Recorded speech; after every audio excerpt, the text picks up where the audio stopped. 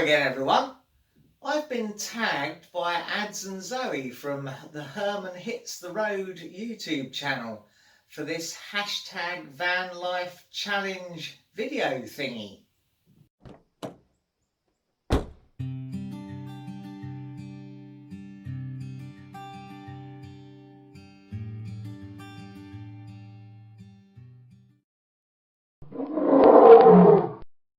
So what I have to do is answer 10 questions.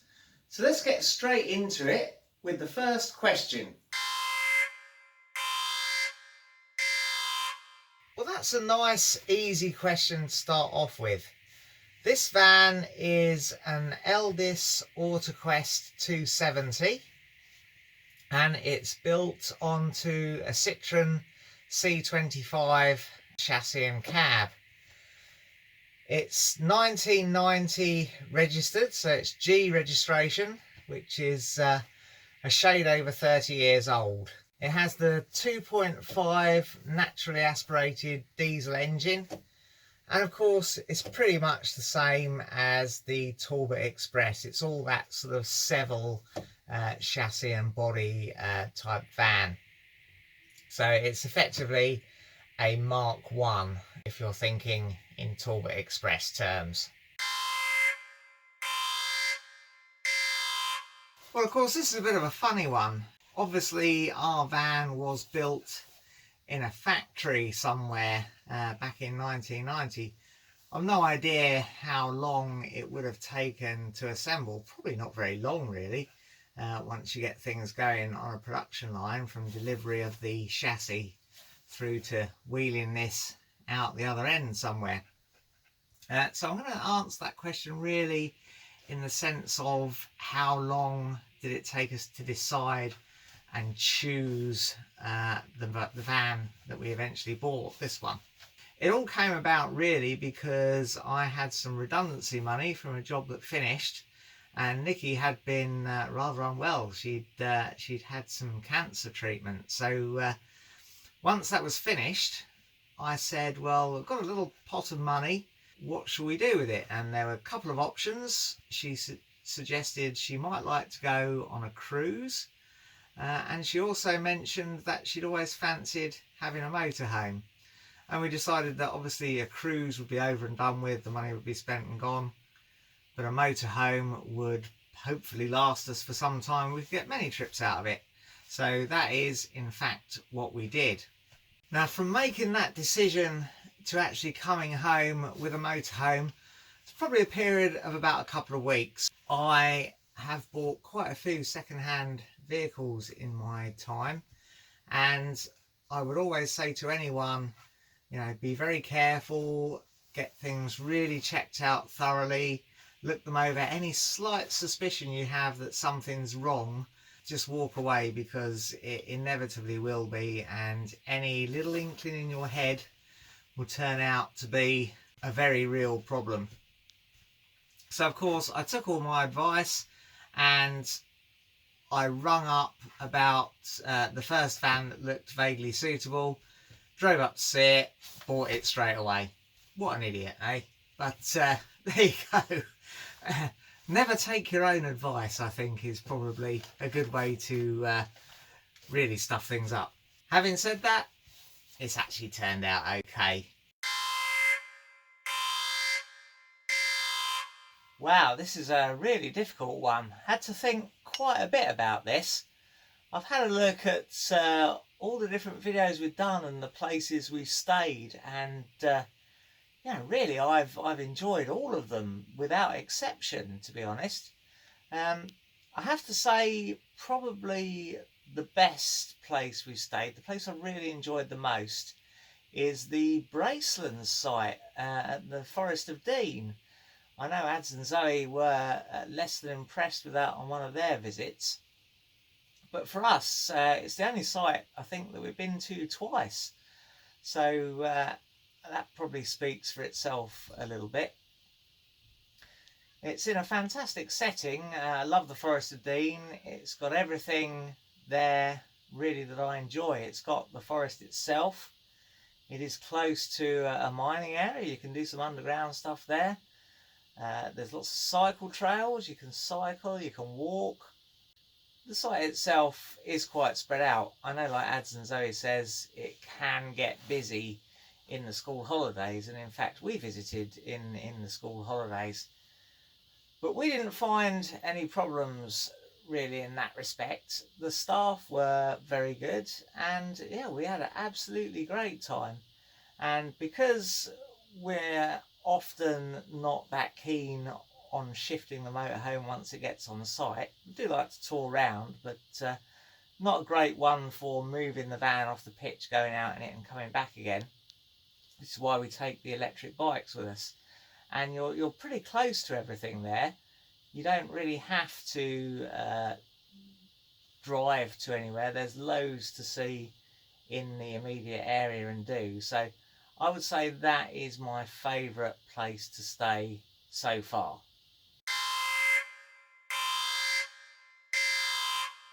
Wow, again, a real tricky one, to be honest. In terms of the worst place we've stayed, I really wouldn't want to put anything as a definite answer to that. I mean, I'm sure there are places we've been that we've enjoyed a bit less than others. I can't really think of anywhere we've stayed where we've had what could be described as a bad experience.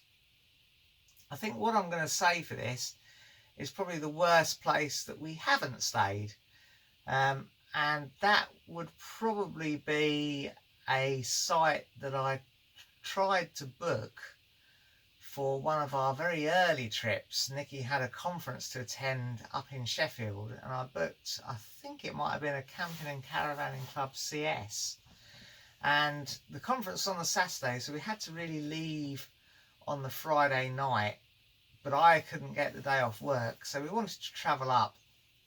Didn't really want to arrive spectacularly late. I estimated we'd probably get there about 8:30ish. And we told the chap this, and he just said, well, I lock the gate at 6 and you'll not get in, but there's a place you can stay on the roadside outside. Well, staying there for one night, that wasn't really an option. The chap was a bit unhelpful, is I suppose the worst you can say. I guess people have their life to lead, and maybe he'd had some problems. He didn't want to have his gate open at night, which I guess is fair enough. But that's the closest really we've had to a worse place to stay. And of course we didn't stay there. We in fact didn't go up until the Saturday morning because I had a problem with the van. The lights wouldn't come on. This was in the early days. I hadn't sorted out a few of the electrical problems that we had. So we did delay and not go up on the Friday night at all anyway. So there was no real loss there. And, you know, I'm not going to name the site because it might be a lovely place to stay. I don't really know. Well now, I'd say the most people we've had in the van at any one time is probably 5, I think. Just to sit in here and talk and maybe show people around the van. It is technically a 4-berth. 2 up here, 2 on the bed that you make out of the dinette down there. We have stayed quite a few times with my granddaughter, so the most sleeping in the van would be the 3 of us.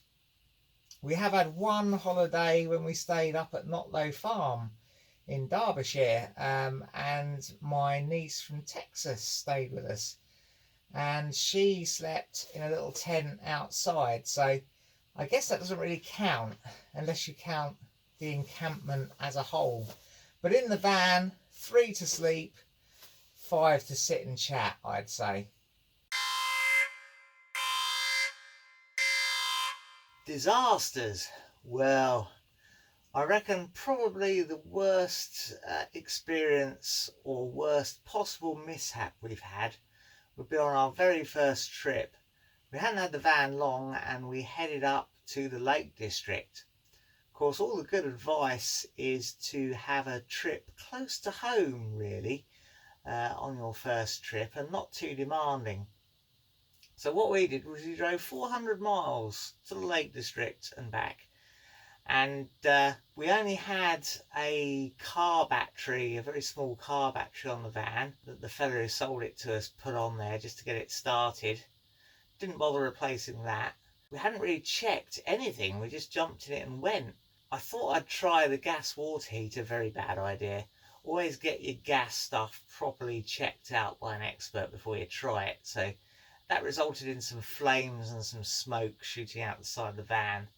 I had to quickly turn that off. That could have been a rather nasty disaster, so don't do that. Be very careful. We also broke down multiple times. Every time we stopped the van, the battery was too weak to start it again, so we had to find friendly people to jump start it off of. And on top of that, there was a storm and severe flooding that weekend. Just to get to the local pub where we stayed at the Lake District, we had to wade waist deep through a stream to get there, what would normally just be a footpath, which Nikki found most entertaining. So really that was probably the closest thing we came to any sort of disaster, but we had an absolutely fantastic time, and it did prove to us that we'd done the right thing. We could have all those problems and still have a great time in our new to us motorhome. Then we knew once we got stuff working that we were on to a winner. Well, this is a nice easy one, and I'd say it's got to be this oven. This is a Flavel Vanessa oven. I'm pretty sure it's not original equipment in an Eldis AutoQuest 270. Somebody has in the past taken the cupboard door off here and put this oven in, but it's absolutely very squeaky. It's absolutely fantastic. Lights very easily, and it cooks marvellously, much better than our oven in the house. Cooks stuff very quickly, and we've had some fantastic meals out of this little oven. It's got to be one of the best things in here, I think. Fantastic. Well, I think Nick and I would probably both agree on this. Now, we are not van life people. We do not live full-time in our motorhome. We've got a house, and we really just use the motorhome for weekends away and holidays. So this is more what do we like the least about motorhome holidays rather than actual van life.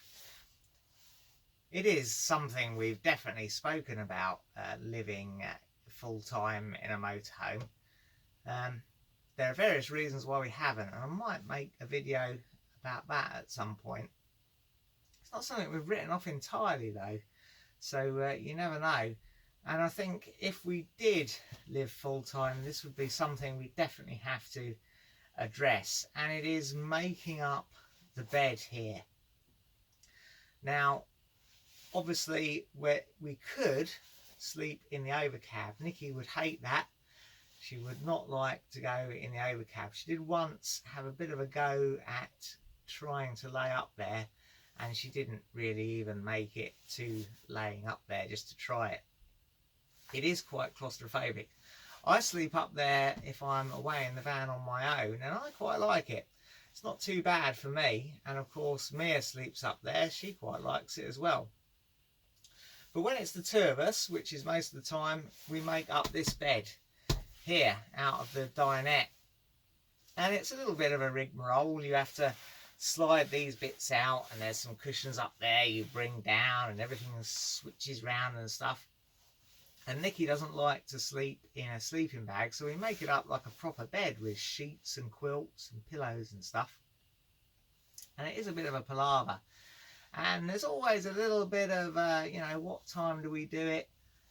I'm much more in favour of sitting up a bit later and using the dinette, and Nikki's much more in favour of getting the bed done so we're not trying to do it when we're tired and maybe laying in bed and reading of an evening and such. So that is definitely my least favourite part, and I'm sure Nikki's as well.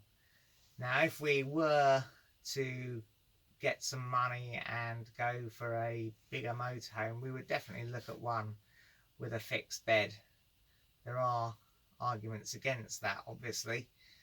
In terms of use of space, it's much more efficient to be able to use the space for two different things. But I think for us, a fixed bed would get rid of all that potential argument and, you know, a bit of, do we do this, do we do that, what time do we set it up? We both get a bit tired and a bit grumpy by the time we come to set it up. It's just a bit of a slight negative. It's not disaster by any means, but that is my least favourite part. Well, again, we are not van lifers. We are motorhome holiday makers, I suppose you'd call us at the moment, definitely.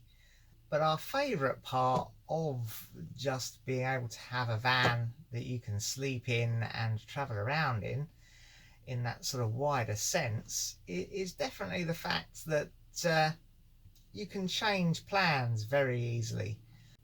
Not that we ever really have, to be perfectly honest. I suppose there are a few trips where we've made it up as we go along and changed a few bits and pieces. But yeah, it's definitely good to know that you've got all your stuff with you. You can cut things short, you can extend things with really pretty minimal fuss. If the weather's bad, you can move on. You've got all your stuff with you. There's no suitcases or flights to worry about. There's no booking into hotels. And it is quite an economical thing as well.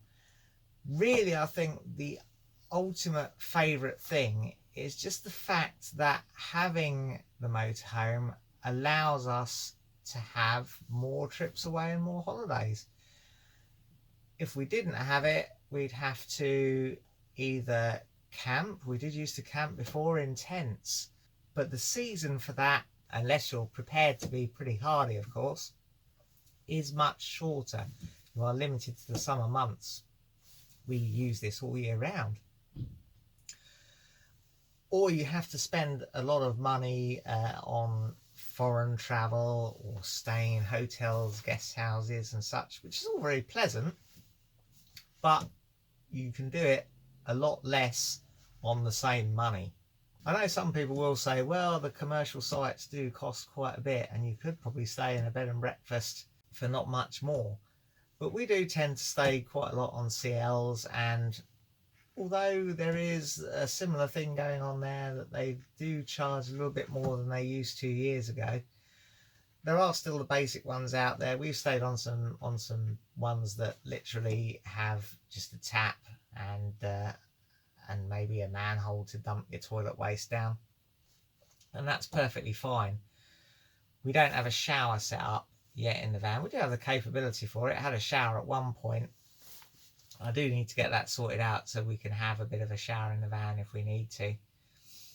But apart from that, we've got everything here we need, and we can manage for a weekend without a shower as well, really. You can just have a stand-up splash wash or whatever in the toilet room there. So yeah, that is my favourite thing, the fact that it enables us to do more weekends away, more holidays, and that's what it's all about, really, I think. Well, I think, again, I'm going to have to turn this round a little bit and talk about something other than embarking on van life, because we haven't really embarked on van life. We are still holiday makers. So I'll talk a little bit about choosing your motorhome, but specifically choosing a motorhome at the absolute bottom end of the budget range, like we have, really. When we were considering buying a motorhome, I did look at all the forums and Facebook groups and stuff for the advice that people gave. And a lot of the advice is based around maybe hiring a motorhome before you buy, or considering very carefully the layouts you want, maybe trying different layouts with hired vans or other people's vans visiting and such. and choosing a van based on layout, be it fixed bed, U-shaped lounge, separate shower rather than a washroom, all these sort of different things that you consider on the layout. Now, I'm going to say completely counter to that. If you have a very, very limited budget like we did, we bought this van for £5,000, which was the absolute limit of what I had to spend. So we were looking at a few cheaper vans, not in reality, because this is the first van that we visited to actually view, but in eBay and Auto Trader and that sort of thing, I was looking at vans sub £5,000. And I think if that's your budget, then when you look at the cost of hiring a van, that is a significant slice of that budget. And you really, when you're buying at this level, have to have an element of conviction and bravado, really, I'd say. If you've decided you want to buy a motorhome, buy a motorhome or a van, I'd say if you're going to hire, then you're looking at spending a significant percentage of your budget on that hire, because be very careful. I looked at a few things, and you know, to have a decent, maybe a week in a motorhome, you've got some additional charges there in a lot of cases, and a big deposit, which you may be a little bit nervous about. We just decided we want to try this, you know, we just jumped straight in. Now, in terms of choosing your van, I completely take on board what people are saying about having a layout that you can live with. But when you're buying at the absolute bottom of the end of the market, I would say it's much more important to consider the base vehicle and its condition and reliability.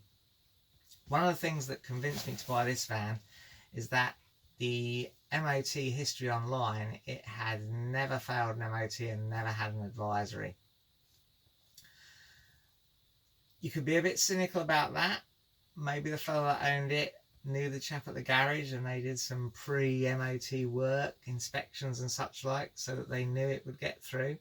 It certainly has some problems. It certainly has some rust and some corrosion, which I'm gradually hoping to get around to sort out. And there were definitely things wrong with the van when we bought it. I could see straight away it had some issues. When we rocked up to view it, the van was already running. If you rock up to view any vehicle, it doesn't have to be a motorhome, any vehicle, and the person who's selling it already has it running and tells you they've started it to warm it up for you or some other bump like that, just be aware.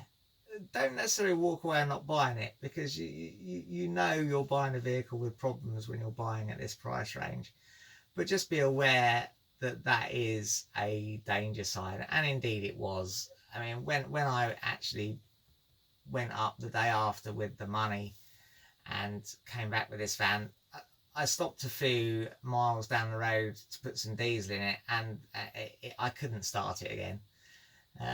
It definitely had starting issues, and if you've watched our videos, you'll know we've replaced most of the sort of chain of components involved in the starting process. We have a new ignition switch, we have a new starter motor, a new alternator, a new battery, everything almost that's involved in that had to be replaced.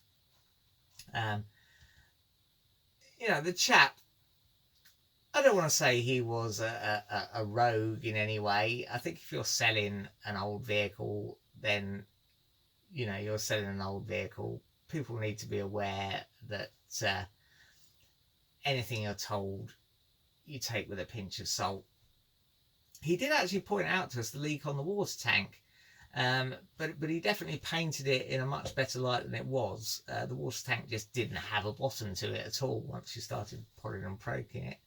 So I would say, don't worry so much about the layout. You are buying a vehicle which you need to be reasonably confident in at some point. It's okay to buy something that you know needs work, as long as you're realistic about what that work is and know that you can get it done either yourself or you've got a bit of a budget to pay a garage to get it done. There will be surprises, nasty surprises, no doubt, but you need to have some confidence that you can cope with them a bit. If you concentrate on layout at this budget level, yes, you might get your fixed bed, your U-shaped lounge, your separate shower, but if the base vehicle is knackered, then you're knackered and you're not going to be going away in it unless you've got the resources to fix that. So I would say worry less about the layout, cope with the layout, but make sure your base vehicle is as reliable and solid as you can get it. Damp, of course, is a big concern for people buying motorhomes. Now, when you're buying at this price range, yes, you are going to be wise to investigate the damp in the vehicle. Get yourself a damp meter and test it. Look for the obvious signs. There are some signs of damp in here, and I'm definitely not going to say this is a bone dry van, but it's minimal. I know where it is, I know it's not terrible, and I know if it comes to it and it gets worse, I can probably deal with it okay. So yeah, really my message is worry less about that perfect layout, that sort of dream you've got of the ideal motorhome, and make sure you're buying a reliable motorhome that you can actually use. This isn't our dream layout, there's no doubt about it, that there are many things about this that we would change in a perfect world, but I can turn the key now, the engine will start, and we can drive away in it. How long will that last? I don't know, not forever. It's not like buying a 2020 van where you can be reasonably sure, I know people do have problems with new vans, you can be reasonably sure that you're going to get many years of use. At this budget level, you're not in that game. You're worried about the next year, couple of years, and make sure you've got as much confidence as you can have that you're going to get out and use that van. Anyway, I've waffled on enough, I think. It's time to nominate someone else to do this challenge. Well, we're rather late to the party with this.